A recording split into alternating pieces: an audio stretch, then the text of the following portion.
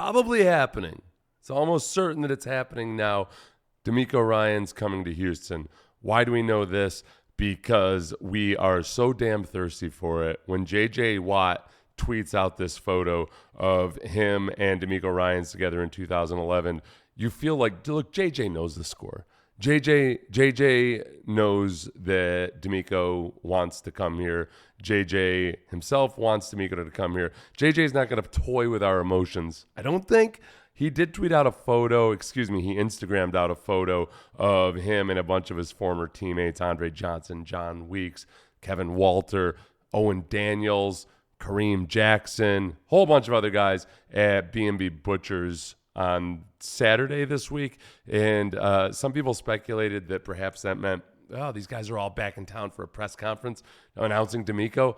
I highly, highly doubt that, especially since there are varying reports as to whether or not DeMeco has told Denver that he's out on Denver. For one, I believe, and I think there's more that hasn't been reported necessarily that makes me believe that DeMeco has told Denver that he's out on them, although Josina Anderson and Benjamin Albright claim otherwise. At least people are telling them otherwise. So we'll see. All the tea leaves are pointing here, including the fact that Jonathan Gannon, previously thought to be one of the favorites for the Texans job, is saying things like this after the game, after the NFC Championship game.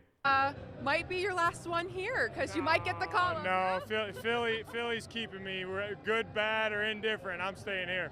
And look, this isn't college. There's no reason for Jonathan Gannon to act like, oh, no, I'm here, man. I love the kids. There's no reason for him to do it. Recruiting, etc. All those forces in college that lead college coaches to coach speak, lie about where they're going or what have you. There's no pressure on guys like that. So Jonathan Gannon is out, and that wouldn't really leave much for the Texans other than Shane Steichen, Mike Kafka. Could totally happen, but I doubt it at this point. So I'm pretty optimistic that DeMeco wants to be here and the Texans want him to be here. Hopefully just Nick Caserio is signing off on it. They can figure out a contract and sign that thing and get him here. And remember, JJ had tweeted out, as a rookie in Houston, I bought my first house across the street from DeMeco because if DeMeco thought it was the right place to live, it was the right place to live for me. Captain, leader, smart, tough, personable, not smart, tough, dependable. It's got bad vibes with that phrase here in Houston. Personable, crushed it as a DC. He will be a great head coach. DeMeco Ryans did crush it as a DC to the tune of having the top scoring offense, a second-rated rushing defense, a 20th-rated passing defense. They were tied with the Steelers for the most interceptions and tied with the Patriots for second most turnovers forced. 30 turnovers forced. Didn't look so hot as a team on Sunday, but of course, when you have your third stringer and your fourth string quarterback injured in a game and you send your third stringer back in and he can't feel his throwing hand, it's really hard to play good defense with no offensive support versus a team as balanced and as powerful as the Philadelphia Eagles. So I saw very, very few people, and this was actually refreshing because I thought at very least the hot take artists would be out in force saying that DeMeco was a letdown somehow. I saw just very few scant little traces of that on social media, and I was seeking it out. I was being that guy. I was looking for the lowest common denominator, but then I said I can't act like the lowest common denominator has a voice that is valid. We do too much of that, and I will not abide it. I'll get back to it. I'll do it at some point.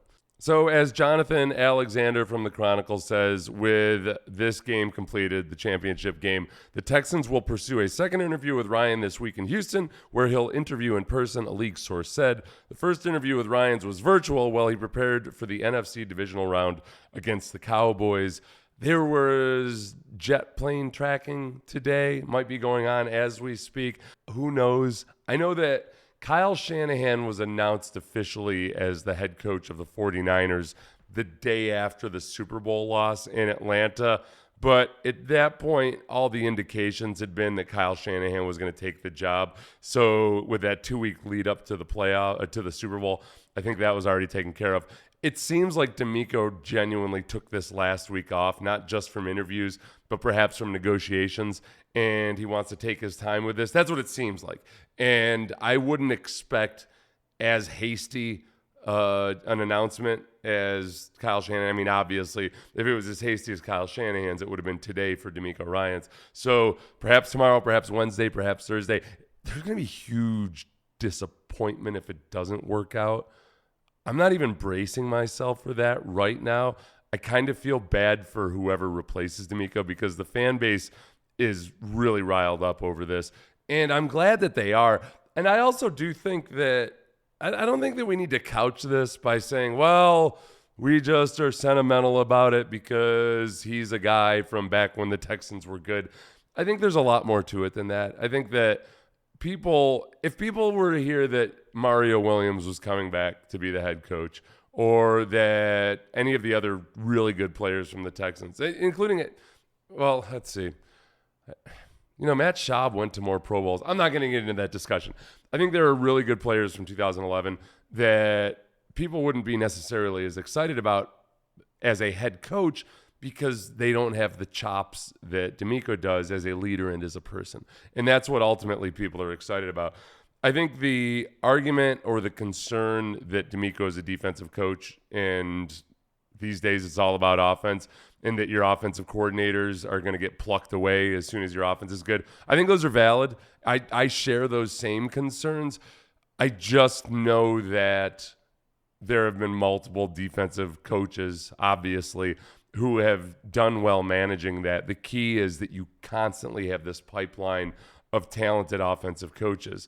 And DeMeco, having had a lot of experience in the Kubiak-Shanahan tree, which I am from now on calling Kubshanistan, because I'm tired of saying, oh, he's from the Kubiak-Shanahan tree. He's Kubshanistanian. And that does not roll off the tongue easily, but it's an investment and a sacrifice I'm willing to make. I'll get it on Duolingo or something. Kubshanistan. So I'd hire a Kubshanistani coach. One potential offensive coordinator who's off the board now is Kellen Moore, and he wouldn't have ticked off all my boxes, but Kellen Moore gets the offensive coordinator job in San Diego. I think that's going to be good for Justin Herbert. There is one guy, Zach Robinson, who's the quarterback's coach and has been for a few years now for the LA Rams, who only has one more interview scheduled with the Ravens right now. And, well, that would be really good for Lamar Jackson. I think it would be better for Bryce Young or CJ Stroud. And he is Kubshanistani. So I'd like to get this DeMeco thing wrapped up toot sweet so we can start sucking in some of these coordinators and filling out this staff. Mike Munchak has been mentioned as a potential offensive line coach. Munchak is awesome. Munchak obviously played for the Oilers. For me, this would not be sentimental at all because I was not living here, nor was I an Oilers fan back when I was a youngster. But I played against Mike Munchak defenses a lot when he was the coach for the Titans.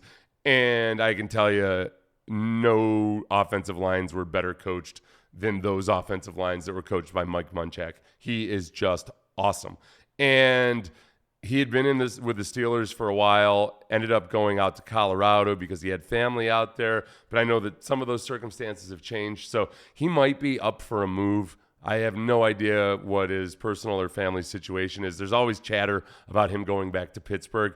If the Texans could pull him in somehow and sentimentality plays a part for him, that's awesome. For me, it's all about just kicking butt and being a really good offensive line for the first time in a long time. For the first time in a long time, really since the Kubshanistan days of the Houston Texans back in 2011 or so, when Gary Kubiak and Kyle Shanahan and those guys were really clicking and firing on all cylinders. Now, there are some people, like my former teammate and good friend and all-up stand-up dude whom I disagree with entirely right this moment, like Chester Pitts.